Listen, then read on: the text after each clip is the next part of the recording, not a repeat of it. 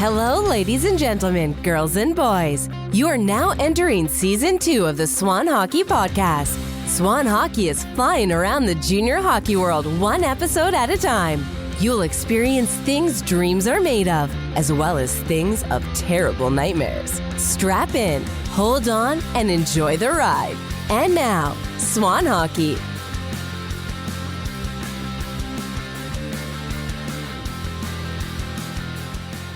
Now, you were drafted by Tampa, right? So you're drafted by Tampa back in 2016. What was that like for you? Like, obviously, you went through the draft once before in the USHL, right? You were drafted by Cedar Rapids back in 2014. What was that like for you experiencing, the Tampa draft? Yeah, I feel like it was obviously pretty special. I think I actually got passed over twice in the NHL draft, and especially my first 2 years, didn't get any looks really at all. And then, my third year it was my second year in the USHL, but my third year of draft eligibility, I kind of popped off a little bit in the USHL, started to get some looks, and, really never thought I'd actually at one point get drafted or anything like that. And it hadn't really crossed my mind at that point in my career. I was kind of just focused on, I wanted to, get a full ride and play Division I. And then my coach, Mark Carlson at Cedar Rapids, sat me down and said, hey, you got a real shot at this. You're getting some looks. I'm getting some calls. You definitely got to be taking this serious. And, that was kind of just, a look in the mirror kind of moment for me that, I could, do something with this. And, wasn't sure if I was going to get drafted at all, let alone to Tampa. I hadn't really talked to them a ton. I didn't end up going to the draft because talking with my agent at the time, and he was like, I really don't know. I don't want you to go and not get picked. And, so I was sitting on the couch and just got a call, and, my life kind of changed from there. Yeah, that's awesome. And you went fourth round, right? So it's not exactly late in the draft either, right? It's like you guys didn't, weren't sure if you're going to get drafted. Then you go, pretty much in the middle of the draft. And, one thing that I'm constantly talking to the junior players about and everything is staying focused and always trying to be the best version of yourself and just give it everything you got, and don't be content, right? It's like there's a lot of players that I feel they'll say like, hey, I made it to the USHL. I'm on, top of the world for junior hockey in the United States, or even some guys that, in the North American League, are like, oh, I'm in the North American League, like, I'm set, I'm the man, right? And they stop pushing, right? What was that like for you? Because one thing that I'm constantly preaching is, hey, like, keep going, like, foot on the gas, live in the moment, be, excited and, happy for where you're at, live in the moment and whatnot. But don't get caught thinking that, hey, I'm in the top league in the United States for junior hockey, I could coast, right? And obviously that's something that you did not do, right? So in terms of your mindset, like, what was your mindset like going through those years and after that conversation with Carlson, and just kind of, I don't want to say keeping the eye on the bigger prize, because obviously you still want to live in the moment, but just knowing that, hey, like, there's still other goals that I'm working towards, and, I don't want to get caught up in the hype of around me right now. I want to stay focused, keep doing what I have to do, keep performing.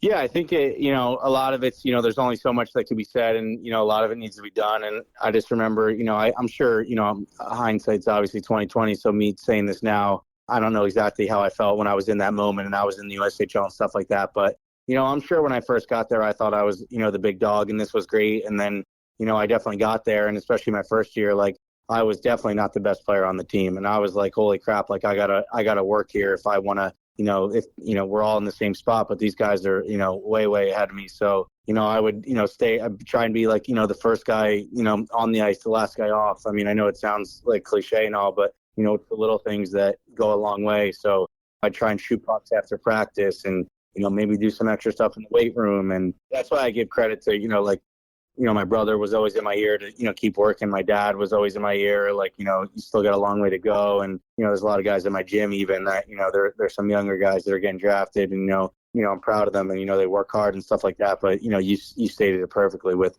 you can't let off the gas now. You have so much work to do and, so many more, levels to get through. So, yeah, like you said, for me, it was just, once I got there, it was really like, oh my God, I got to keep working because, I still got a long way to go. Right. Yeah. And I feel like that could be, and again, like, I feel like that's consistent, like, throughout the whole process, like even in the summertime for the junior players going through their tryouts and whatnot, you'll see guys that maybe they go to USHL main camp or whatnot. And they're like, oh, I was half a point a game at main camp. I should be good. Right. Like where it's like, hey, no, like, keep going. Like if go be a point a game at main camp, don't ever coast. Like whether it's the tryouts or, mid-season, like, you want to put as much distance between you and the rest of the pack as you can. Like you have to. And, so like, I think that's one thing that I always tell people, like junior hockey teaches you in every way, shape, and form. It's not just, on ice skill, it's mentality. It's how to handle certain situations. It's, because like everything, you want to learn to handle it on the smaller stage. So, this way, God willing, you're on an NHL contract one day, you know how to handle it when you're, on the big stage, right? Like you don't want to be learning and going through it for the first time on the big stage. Like I think all these habits and, the mindset and all that is, so very important. And one thing that you mentioned that I think a lot of players need to do a better job of is practice habits and stuff. Like not only putting in the extra work and, shooting the extra pucks and that kind of stuff, but even just, the details at practice and practicing. Like everybody always tells these guys like, hey, practice like it's a game, but nobody ever really tells them why or, how and whatnot. And, in terms of like, hey, like you're always building muscle memory, right? Like you're never staying the same every day. You're always getting a little bit better or a little bit worse. You want to make sure that it's a little bit better. You practice way more than you play. So if you're, half-assing your practices, well, let's say 80% of your on-ice time is practice. Well, you're half-assing 80% of your development, right? Like nobody explains that to these guys. And like, I think it's such a big part of this. And, the practice habits are huge. I mean, like what's your day like? Like, so you practice day for you in Colorado, like what's your pre-practice routine? What's your mindset going into practice? What's your, post-practice routine or whatnot? Like, what are you doing to, like get your body ready for, for battle every day? Yeah, no, I mean, it's a long day. It's a grind. So, I mean, normal practice day, in the middle of the season type of thing is usually, depending on what time practice is, I like to get there a couple hours before. You sit down, eat breakfast, maybe get in the hot tubs and cold tubs a little bit just to wake up the body.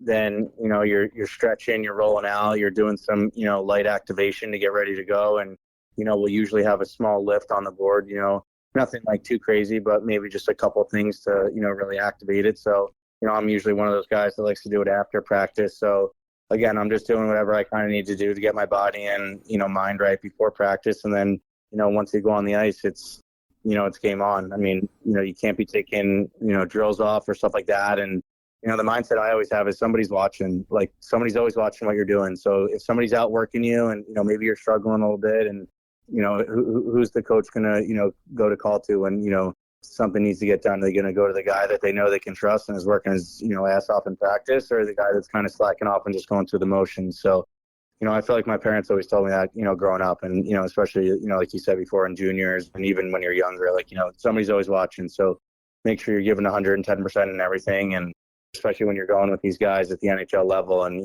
things are going at 110, speed, it's, you got to be ready to go. So, you definitely got to get your body and mind right, not only, before practice, but, it goes. And I feel like honestly too, not just because we're talking about it, but that's where you learn this stuff in junior hockey even. And, for me, when I was in prep school, just when you move away, you learn to become a man that, you got to be taking care of your body, whether it's what you're putting in your body and food, sleep, mental training, stuff like that. I know some of it seems boring and, it's, I don't really care about that. I'm good with this stuff, but, it catches up to you as you get older. And I've really learned that, you got to take care of your body if you want your body to last.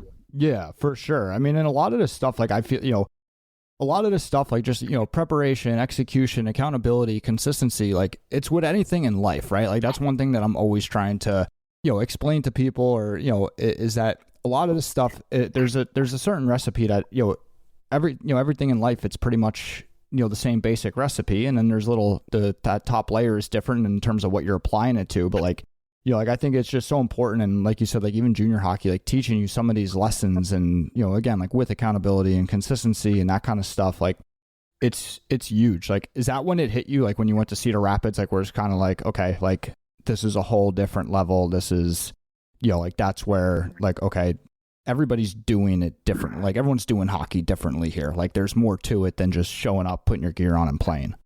Yeah, I would say so. Cause I feel like, especially, once I got out there and, when I went away to prep school, I think it definitely took a jump and I was like, okay, yeah, like, this is different. And that was the first time really being away from home. So being away from home aspect of it's obviously different because, it's nice to have your parents and helping you out and doing stuff for you. But then when you're on your own, it's definitely way different. And then I would say when I got to Cedar Rapids, then there's really some guys that aren't in school. And, especially my second year when, I tried to make the most of my time when I didn't take classes, that like those are the times where, okay, I was going to the rink. I was doing extra work before practice. I was really doing some things that when you're in school, you can't be doing that it's like, okay, I'm taking this serious. I need to make the most of it. And then just the jump of talent, like you said, 100%. I would say that the first and second years in Cedar Rapids was like, okay, there's some guys coming from all over the place here that, guys are good players. And you had some guys from Europe that were coming over that it's like, all right, everybody's kind of fighting for, certain spots and for looks. And, you could tell when there's scouts in the building and,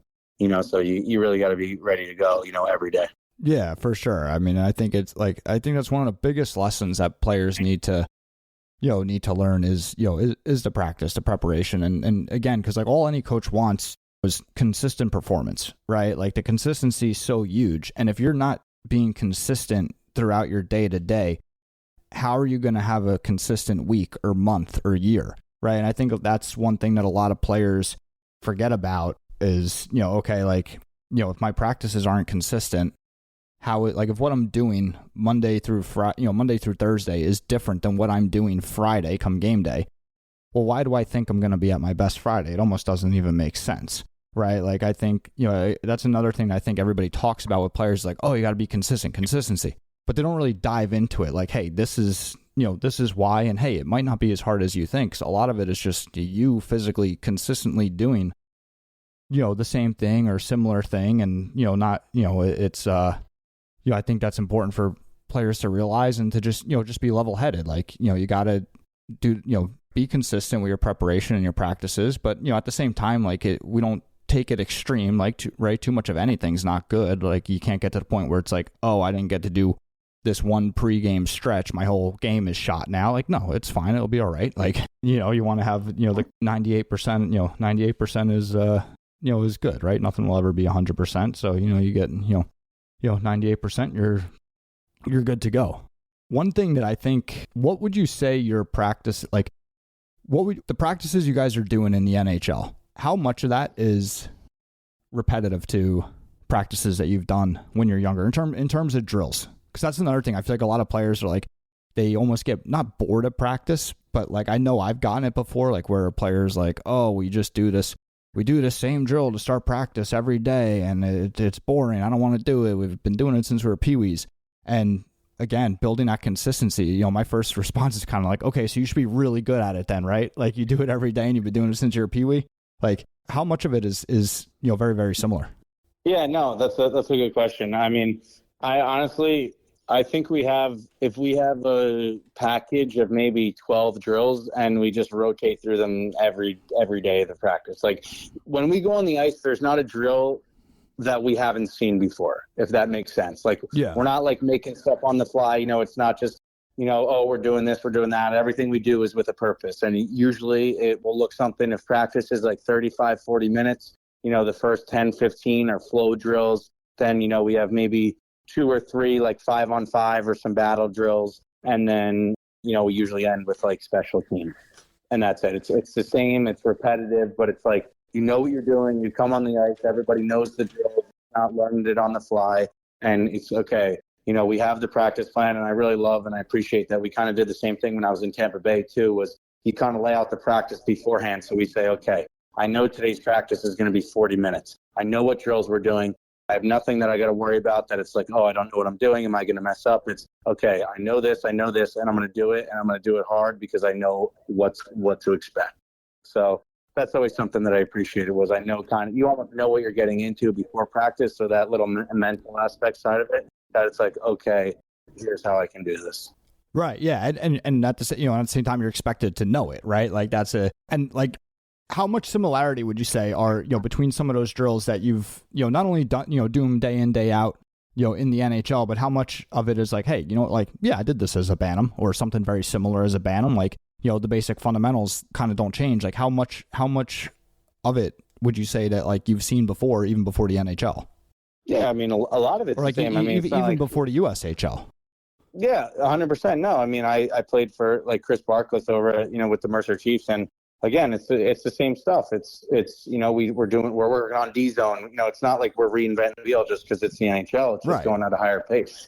So yeah, a lot of it's similar. And again, I always just say it's what you want to get out of it. Like, I mean, I think you get to a certain level where there's only so much the coaches can tell you. There's only so much the coaches can do for you. It's how bad do you want it? Like, don't get me wrong. I played on good teams throughout my entire career, and there was guys that you could tell they're out there and they're goofing off. They're not taking practice serious. Now they're not playing anymore. So, there's only there's only so much that the coaches can put into it for you or do for you. And then it's up to me to, what am I going to get out of this? They're giving you the recipe and the tools for success. And, you got to go out there and, commit to it and, do it to the best of your ability and, try and have success. But that was always one thing. I've been talking to my brother about it, and it's, it's obviously it's mental, but how bad do these kids want it? There's only so much you can do for it when you're getting frustrated and it's like, why isn't this happening, or why isn't things going for me? Well, it's like part of it's like, you got to want it bad enough. There's a lot of guys who are in the same position who are working hard and shooting pucks and doing all this, but again, you got to do the extra stuff and outwork those guys. Yeah, and I think and to what you said before, doing everything with a purpose, right? Like, I remember one time I had a player that, we were talking on the phone and he's like, practice is boring. We do. And, the drill he was referring to is one that, we've all done 10,000 times where, that horseshoe drill to start off practice where you skate down, you get a puck from the opposite corner, they pass it to you and you come down and shoot. Right. And he's, kind of like, hey, I'm bored out of my mind. So I'm asking him like, well, how are your details? Like, how are you doing? He's like, and he kind of didn't know what to say because he kind of wasn't even really thinking about it. Right. But I'm like, how is, your explosion off the line when the coach blows the whistle and it's your turn? How is your first 3 steps off the line? Right. How are you, are you supporting your teammate who's passing you the puck down at the other end? Like, are you giving them a good, passing angle? Are you calling for your pass loud? Like, are you, once you accept the puck, are you slowing down because now you have a puck on your stick? Or are you maintaining your top speed? How's your zone entry angle? How's your shot? Is it hard, accurate, with the purpose, on net? Are you stopping in front of the net for your rebound? Like, there's so, like, in that quote unquote stupid little drill, there's so much to unpack, right? There's so much detail in there that I would say, most players, at least at the lower levels, right, are not paying any attention to that. They're just kind of going through the motions, kind of like, this again, like, whatever. Where, to really get the most out of it, to what you were saying, like, get the most out of it. And then, to what I was saying before, be the best version of yourself. There's so much to unpack in every drill, even the super, super simple ones like that. Yeah, no, 100%. And I think you said it perfectly. There's little things you can do. And I mean, I know it's harder when you're at a younger age and, you want to go out there, you want to be doing the stuff that's fun. And obviously, and that's why it's harder. I know when you're younger and practices are limited, you're only practicing once or twice a week, that, there's more fundamental side of it that you have to get through, and you're not doing as much skill stuff because obviously you don't have as much practice time as a team. But again, as you get older, and like we talked about before, when you get to the USHL or even, when I played prep school, you're practicing every day, you have better time slots, stuff like that. It's when you can, maybe this drill won't be fun, and again, it doesn't matter to be fun. We're trying to be the best team that we can be, or, the coaches are trying to, get the most out of everyone. That not every day is going to be fun. Some of it's going to be more, slow down and, teaching. And I mean, we even have days like that where you get off the ice and it's like, maybe I didn't get the most out of this practice, but then, it's like, maybe I'll stay on today and shoot more pucks, or maybe I'll, do something else afterwards or at home. Like, I don't know, just little stuff like that where, you got to make the most out of every day and make everything count. Yeah, absolutely. I mean, and one thing that I love, like, is, because I think it's really interesting, and I think it's, a testament, obviously, to you, staying focused and just, probably not getting too high, not getting too low, just doing your thing. And is that you were drafted in the NHL in the 4th round. You were drafted in the USHL in the 11th round, right? So your 11th round pick in the USHL, and then, what was it, 2 years later, your 4th round pick in the NHL, right? Like, that's a lot higher. Obviously, I know there's not 11 rounds in the NHL, but like it's, to me, that kind of like tells a story of, just kind of like, just keep doing you. Like, don't compare, like, don't get too high, don't get too low, don't compare yourself to anybody. Just keep working on you and creating the best version of yourself that you can. I mean, obviously, like, you did a lot of work, right? To go from 11th round pick in the USHL to 4th round pick in the NHL, the best league in the world. Like, you obviously were hard at work, during those years in between. It's time for the Season Pass Point Unlock code for Episode 2. The Episode 2 Point Unlock code is DREAM. Enter the code at www.swanhockey.io to receive your points. Season Pass is free to join. To join or to learn more, visit Swan Hockey Digital at www.swanhockey.io. And now, back to the show. Yeah, no, 100%. I think, everyone's path's different. And, that's just the way mine worked out. And, this is a little cliche, but, I was, I feel like when I was playing and I was younger, guys were committing at a young age, and I wasn't really getting any looks. I wasn't committing anywhere. And, that was a big thing. And I was almost I was using it as motivation. I was I'm way better than these guys. I know I am. I got to do more. What else can I do? I need another gear. What can I add to my game? And, I remember I feel like I can't give enough credit to my parents, my mom, my dad, my brother. I had such a great support system that, believed in me and were dude, you can play, just keep working, keep grinding. Don't let it get to your head. Your time's going to come. And I kept doing that. And, was fortunate enough to, get a nice look and went to Taft and had a great coach in Dan Murphy that believed in me. He helped me get better. And then again, I used that as a stepping stone to, keep working hard. And like you said, got drafted. I think it was 11th round in the USHL. And same thing. Once I got there, it was, okay, what more can I do? There's a lot of guys that are good here that were already drafted or getting drafted. And, okay, how am I going to outwork these guys? I know I can play. And, had to do more, had to add to my game, and just honestly used everything as motivation to, try and get better and, keep working hard. So I always just have that mindset of when I go to the rink every day, I try and get, almost 1% better. What can I do to get better when I leave the rink? If I feel like I got better today, then I'm doing my job. Yeah, and you could see it's a consistent pattern throughout your career, right? Then you get, then you get drafted by Tampa, 4th round, right? And again, that, there's a lot of people that, mentally, the mental part of this game, I believe, is so big. Again, just like anything else in life, where, even you're drafted in the 4th round, right? Kind of smack dab in the middle of the draft, right? And perspective is everything. There's some players that, may have been, bent out of shape saying oh, I should have went higher or whatnot. That, oh, this is low. And then there's other players on the opposite end of the spectrum that might be oh, hey, I'm not a late round pick. I wasn't 7. I wasn't 6. Again, I'm the man. Right, where it appears that you just, again, lived very in the middle, level-headed, focused on just doing your thing regardless of what was necessarily happening around you. And then, a couple years, 2 years later, you sign, right? You go to University of Vermont, and then 2 years later, you sign, and with Tampa, right? And start off in the American League, and then again get yourself up from the American League to the NHL. And you won the Stanley Cup with Tampa in year 1, correct? Yeah. Yeah, that. That's incredible. Of always just constantly leveling up, right? Getting the foot in the door, level up. Foot in the door, level up. Yeah, 100%. And I think for me, what honestly helped too is I had coaches that you were just real with me. And again, I give a lot of credit to, I said, my youth coach Chris Barkless helped me a lot. I still skate with him in the summers. My Mark Carlson, same thing. He helped me out a lot. And then what honestly was the biggest thing for me was when I went to the American League, the coach sitting me down and being listen, if you want to play in the NHL, you're going to have to add stuff to your game. You're a long ways away. And it's it takes somebody to tell you that to realize, like you said before, just because you get drafted and you just say the USHL, it means absolutely nothing. There's guys that don't play in the USHL, play in the NAL, play in these other leagues that, okay, you keep getting better, you develop. If you could play, you're going to get noticed and you're going to get somewhere. And I remember literally sitting down in Syracuse. I'm oh, I'm getting close. And he sits me down and more or less is you're a long ways away. You better add stuff to your game if you want to play at the next level.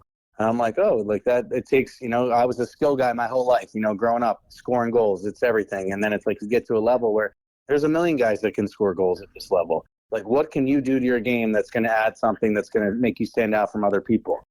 And, you had to learn how to play, in all 3 zones and, be a face-off guy or PK guy and be physical. And, that's what I tried to do is, not change and take away from being able to score goals, but doing some other things that maybe some of those other guys can't. And, that's what helps. So that's even, like you said, with the process and, everybody's path's different. That's what mine was. But I think it's when you got to realize that, there's a lot of guys that can play, but it's what can I do that's going to make me stand out from everybody else.